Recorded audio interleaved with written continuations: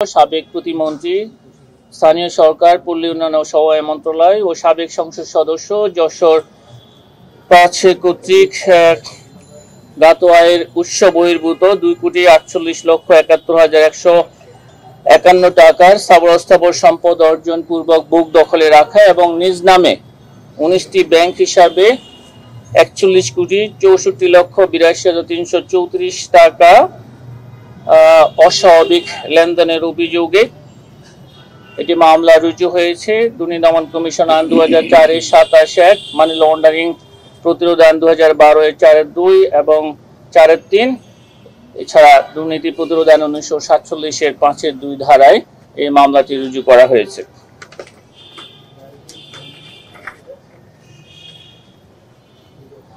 অভিযোগ সংশ্লিষ্ট তন্দ্রা ভট্টাচার্য, স্বামী স্বপন ভট্টাচার্য, সাবেক প্রতিমন্ত্রী, স্থানীয় সরকার, পল্লী উন্নয়ন ও সমবায় মন্ত্রণালয়, সাবেক সংসদ সদস্য যশোর ৫। অভিযোগ সংশ্লিষ্ট দুজন ব্যক্তি পরস্পর যোগসাজশে জ্ঞাত আয়ের উৎসের সাথে সংগতিবিহীন ৫,৫৫,৪৫,৩৯১ টাকার সম্পদ অর্জন পূর্বক বুক দখলে রাখা এবং নিজ নামে ১০টি ব্যাংক হিসাবে সন্দেহজনক লেনদেনের মাধ্যমে ১০,৩৬,৩৫,৫৮৩ টাকা উত্তোলন পূর্বক গোপন স্থানান্তর, রূপান্তর, হস্তান্তরের মানি লন্ডারিং সংক্রান্ত অপরাধে তাদের দুজনের বিরুদ্ধে আরও একটি মামলা রুজু হয়েছে।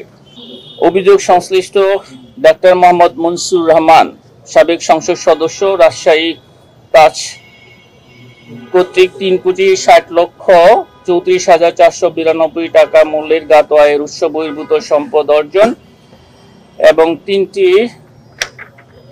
ব্যাংক হিসাবে ২৭টি জমা বাউচারের মাধ্যমে ৬,১০,০০,০০০ টাকার অস্বাভাবিক লেনদেনের অভিযোগে তার বিরুদ্ধে দুর্নীতি দমন কমিশন আইন ২০০৪-এর ২৭-১, মানি লন্ডারিং প্রতিরোধ আইন ২০১২-এর ৪-২ এবং ৪-৩ এবং দুর্নীতি প্রতিরোধ আইন ১৯৪৭-এর ৫-২ ধারায় একটি মামলা রুজু হয়েছে।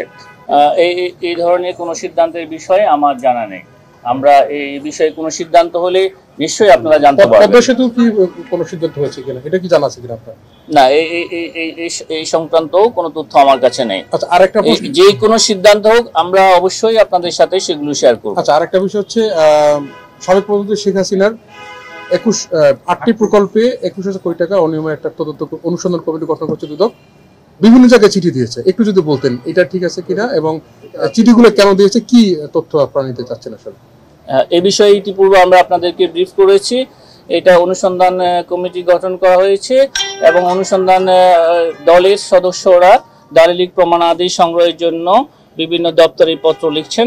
এটা তাদের অনুসন্ধান কাজের অংশ। আচ্ছা, পত্রগুলো পাওয়ার পরে মানে জবাব পাওয়ার পরে কি করে সাধারণত এই অনুসন্ধান কাজে কি কাজে ব্যবহার হয়?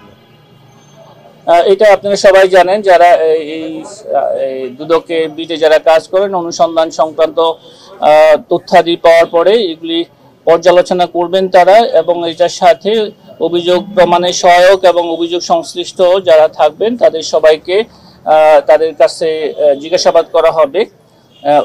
দুপক্ষকে অভিযোগ প্রমাণের সহায়ক এবং অভিযোগ সংশ্লিষ্ট যারা থাকবেন তাদেরকে এই বিষয়ে জিজ্ঞাসাবাদ করা হবে।